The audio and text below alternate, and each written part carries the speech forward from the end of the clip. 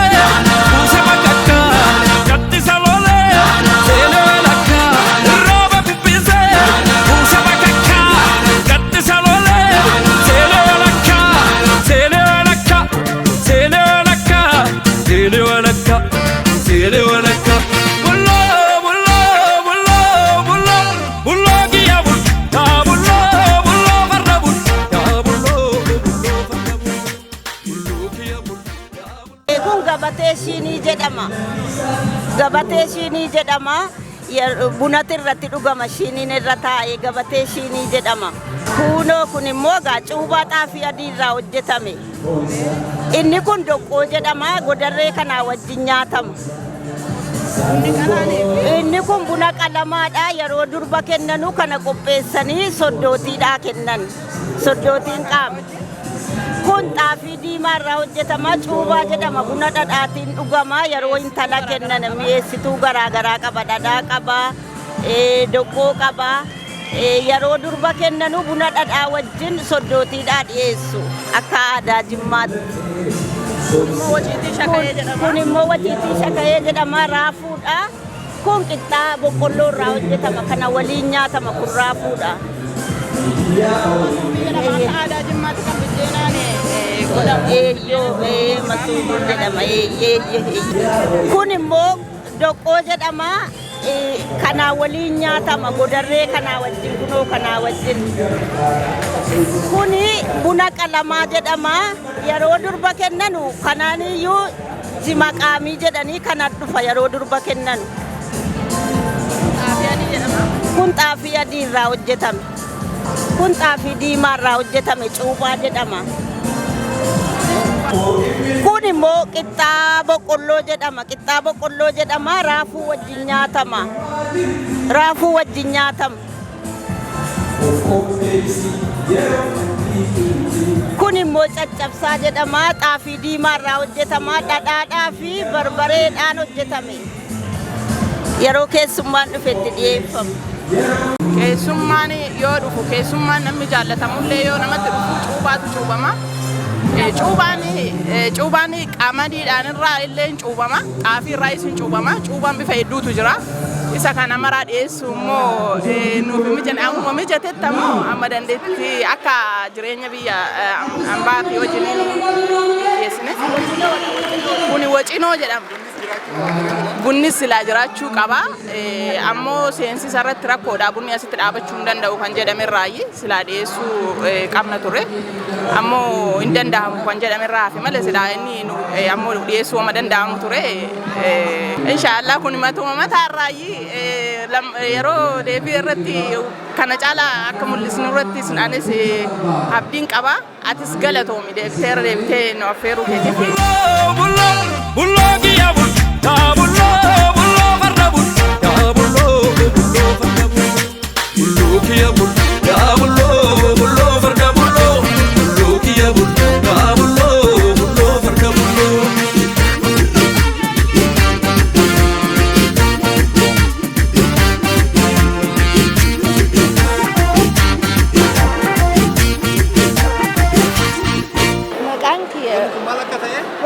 garaaniyaa jaama onni kun shumoo jaama ataraa fi boqqolloo irraa tolfama aadaa Harargeeti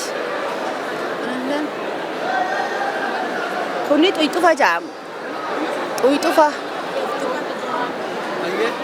kuni bixaan bixii jaama kuni yeroo akka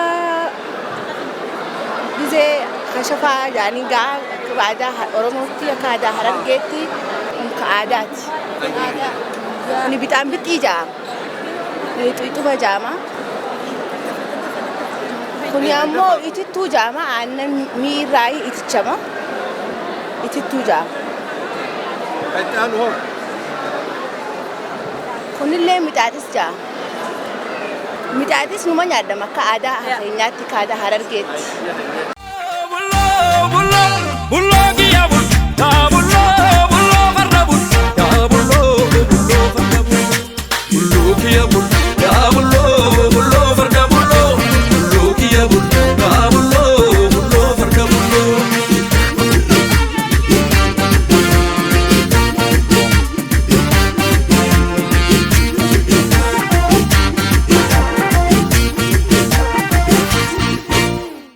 nyaanni kun nyaata kutaa sikkoo mandooti kutaalee Oromiyaa keessaa kutaa sikkoo mandooti nyaata aadaati kunniin qorii jedhama kun immoo gabataa jedhama yeroo hedduu naannoo kutaa sikkoo mandoo keessaa naannoo Baaleetti fayyadamani kun immoo nyaata aadaati caccabsaadha daakuu fi dhadhaa barbaree irraa hojjetama yeroo hedduu ganama qursii irratti yookaan ciree irratti nyaatama kun caccabsaa jedhama dubartiin abbaa warraatiif godhama jechuudha ganama kun immootu ka gubbaa irraan jiru micciirraa jedhama bassoo fi daabbo qodoo dhadhaa irraa hojjetama kunis nyaata Arsii fi Baaleeti nyaata sikkoo mandooti kunillee shakaka jedhama boqqolloo fi garbuu daakuu irraa fi sukkaaraa fi dhadhaa irraa hojjetama sukkaarallee irraa hojjetama jechuudha kunis micciirraadha kunis isuma bassoo fi dhadhaa irraa hojjetama kunis akkasuma bassoo fi dhadhaa irraa hojjetama nyaata aadaa sikkoo mandooti kunillee akkasuma kun buraatoo jedhama micciirraa jechuudha akka naannoo Arsiitti micciirraa jedhama Baaleetti immoo buraatoo jedhamee beekama jechuudha nyaati kun immoo kunis caccabsaa jedhama kun akka bassoo qaba kun akkanumatti hojjetame dhadhaa fi qixxaa irraa hojjetame kun caccabsaa jedhama bassoollee hin qaba bassoo fi mixmixaa barbaree bassoo fi dhadhaa irraa hojjetama kunis immoo akkasuma kunis isuma kun shakaka dhadhaa fi boqqolloo irraa dalagama sukkaaras hin qaba nyaata aadaa sikkoo mandooti kun immoo marmaree jedhama daakuu bassoo barbaree fi dhadhaa irraa hojjetama jechuudha kun immootu alaaqanaa jedhama yeroo keessummaan nama bira dhufte fakkeenyaaf ganama fa'a nyaati dalagamuuf nama kabajamuuf kennama taa'uufi hagasii keessummaa kennama nama kabajamu keessummaa kabaja kunis immoo gabataa jedhama kun gabataadha ka keessa jiru immoo shakaka akkasumas dhadhaa fi boqqolloo fi wanni sukkaara irraa hojjetame yaa kuni wannidha kuni gabataa jedhama maqaa isaa meeshaan kunniin immoo xixiqqaan kunniin qorii jedhama yaa akkana fakkaata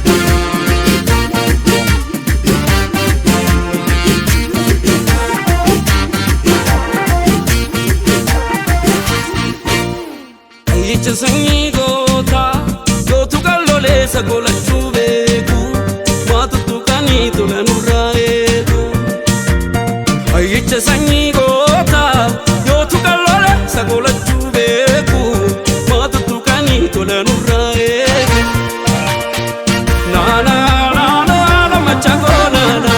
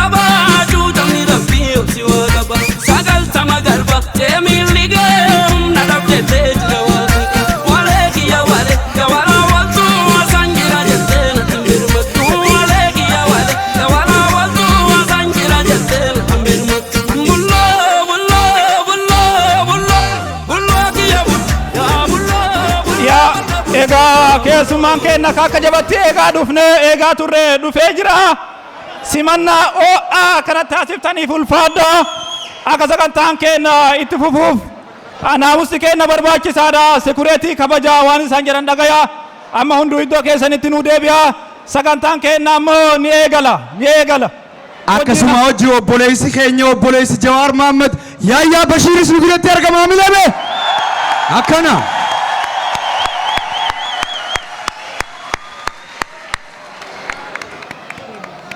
Programm fängt jetzt an. Abboota nuuf jalqaba sagantaa bareechisee hamaanurra abaaree tola ammoo eebbisee ka nagaa nu bulchee nagaa nu haa oolchuu hujii keenya nu tolchee rabbi nu haa hoffolchuu jedhanii abbootatu sagantaa eebbaan nu jalqaba. Yaa Waaqa salgan Booranaa 90 Garbaa yaa Waaqa Ciicoo Guddiraatti yaa Waaqa guddaa huumte xinnaa huumte keessummaa keenya nagaan fiddee nullee keessummaa keenya kan yaadne nu agarsiiste yaa Waaqa galata mana nagaa baatanii dhuftan mana nagaatti deebi'a kan yaadne nuuf haa kennu kan yaaddofne jalaa nu haa baasu tokkummaa keenya haa cimsu ija hamaa wal biratti akkasitti kan nu argu jibbu yaa Waaqayyo nurraa fageessi yoo immoo darbee dhufte yaa Waaqayyo humni kan keeti humna keenya nu kenni tokkummaa keenya nu kenni diina keenya kan barbadeessinu nu godhi gadaan gabbina bula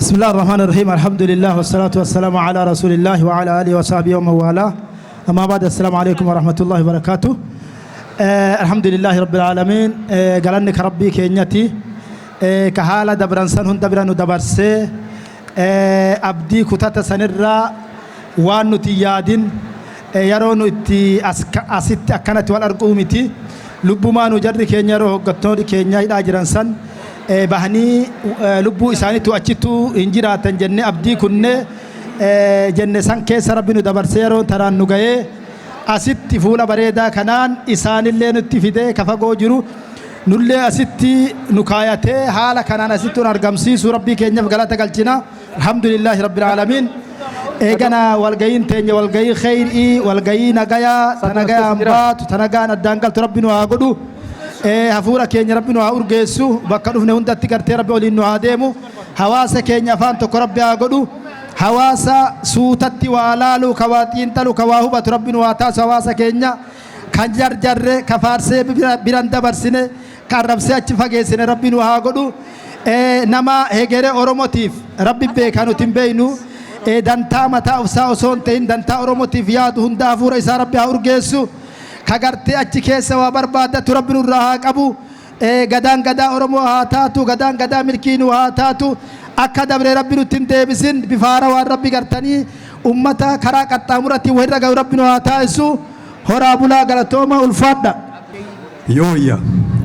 yooyya yaayi godaane harraan nagaa nageedha yaayi godaane harraan nagaa yaayi qubate ardaan nagaa jawween nagaa bulloon nagaa nagaan olee nagaan gal waaqi nagaan galchinnaa horaa bulaa deebana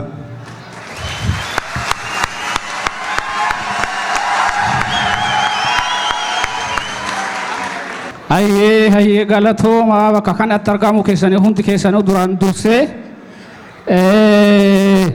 hin gabaabsinallee jennaa sa'aatii waan hin jirreefi duraan dursa immoo wanna as keessa xiqqoosii namatti dhagahamu jira yaadannoo daqiiqaa sekondii takka yaadannoo wareegamtoota Haacaaluu Hundeessaa bakka jirrutti ol kaanee sekondii takkaaf yaadannoo mataa akka goonuuf isin galatoofadha.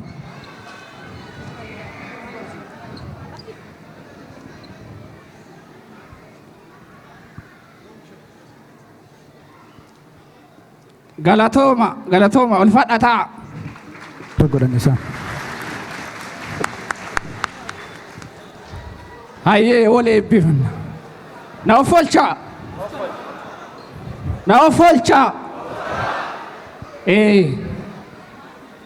Maarree yaa waaqa. Waaqa jechuun ka hundaa lafa jechuun ka hundaati.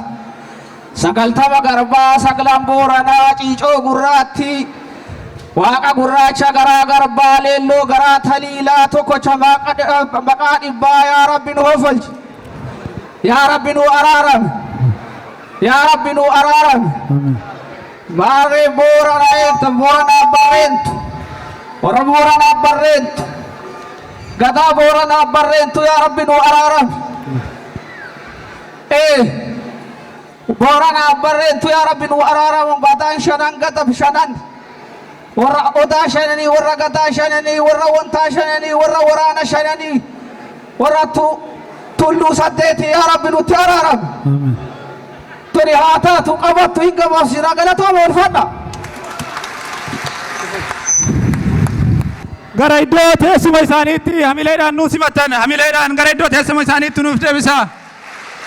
ulfaadha abboota amantii fi jaarsonni amma keessummaa gurguddaa qabna OMN mataa isaatti keessummaa kenna guddaa har'a sagantaa lama gurguddaa qabna san irratti dabalatee hayyuun kenna obbo Jawaar Muhammad nu keessatti argamani akkasuma obbo Yahyaa Bashir keessummoonni hedduun ka agartee asitti jirani keessummoota kanaan baga nagayaan nu dhuftan ana haa dhufu isin simanna kan nu jedhan hayyuu kenna Dr. Sufiyaan Muhammadu baga nagayaan dhuftan nu jedhan hamilee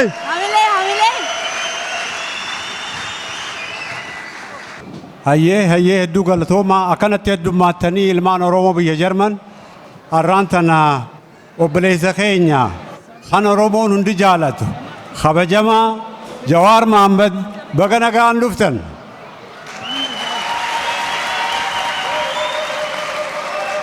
kabajamoota haawwan keenya kabajamoota abbootii teenya kabajamoota keessummaa keenya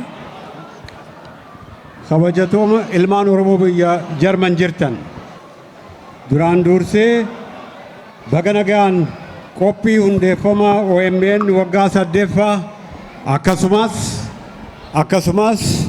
obboleessa keenya ilma keenya abdii keenya Jawaar Mohammad baga Rabbiin Oromiyaa Waaqayyoon Oromiyaa xiqqoo Awurooppaa biyya Jarmanitti wal qunnamsiise.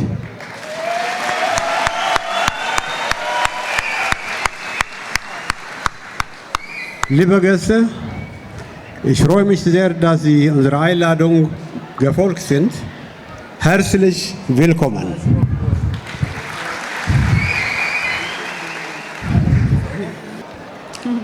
Hayyee, Oromoon biyya Jarman amaanaa Jawaar OMN ijaa gurra Oromooti je'ee qabeenya keenyaan yookiin qabeenya qabnan hunda yoggayyuu khalees arraas fuulduraas akka bira dhaabbatu abdiin teenya guddaadha dajajachaadhaan galatoomaan isiniin jaa. Guyyaan har'aa guyyaa gammachuuti. Guyyaan har'aa guyyaa dhaamsa walitti dhaamman. Dhaamsi obboleessa keenya Jawaariif dabarsinu. Jawaar keenya akkuma namuu beekutti Oromoon saba guddaadha. Oromoon biyya guddoodha. Ta'ullee kabajaa Oromoon malu qooda Oromoon malu harkachaa hin jiru. Biyya teenya irratti ajjeefamaa kumaatamaan mana hidhaa darbamaa biyya ari'amaa jirre. Maaliif yoo jenne waan gaafii abbaa biyyummaa gaafanneef waan haqa keenyaa fi mirga keenyaa gaafanneef waan dheebuu bilisummaa fi dimokiraasii qabnuuf Oromoon galaana danqaraa fi gufuu dura dhaabbatan hunda irra aanee kabajaa isaan tolu qooda Oromoon malu mirkaneessuu ni danda'a. Humni feetee dhorkuu hin danda'u. Adawiin Oromoo cilee bishaan buute haa taatu. Mana alaa fi keessa waan nu barbaachisu jira. Wanni nu barbaachisu instituushii tokko jalatti gaaddisa tokko jalatti instituushinii fuula Oromoo fakkaatu. Tanan Oromoon kutaa 11 fi diyaaspooraan itti dabalamee keessa jiru Oromiyaa kaawunsil nu barbaachisa. Jawaar keenya kwaalitii hedduu qabda. Beekumsa hedduu qabda. Beekumsa gahaa qabda. Muuxannoo gahaa qabda. Dhageettii gahaa qabda. Kuni qabeenya guddaadha.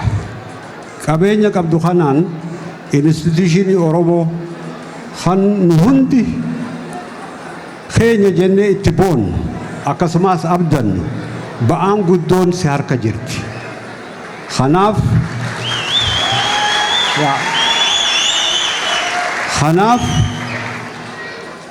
waan tana akka nuu mirkaneessitu kabajaan dachaan isin gaafanna.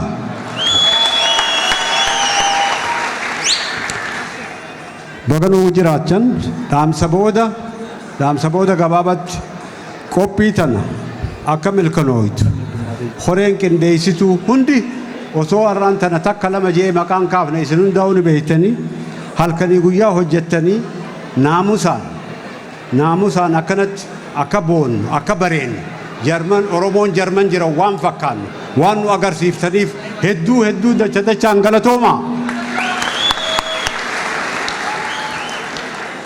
Tarraa boodaa nu hundaa'uu dheebuu Jawaar keenyaa qabna.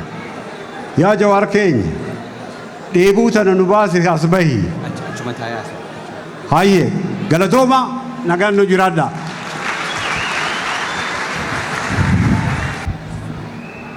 Ka hedduun keenya yaadaa turre, ka hedduun keenya jaalannu, ka argaan isaa nu hawwisiise, ka haasofni isaa nu dharraasise, Obbo Jawaar Muhammad nu dubbatanii. Warra Jarman akkam jirtan?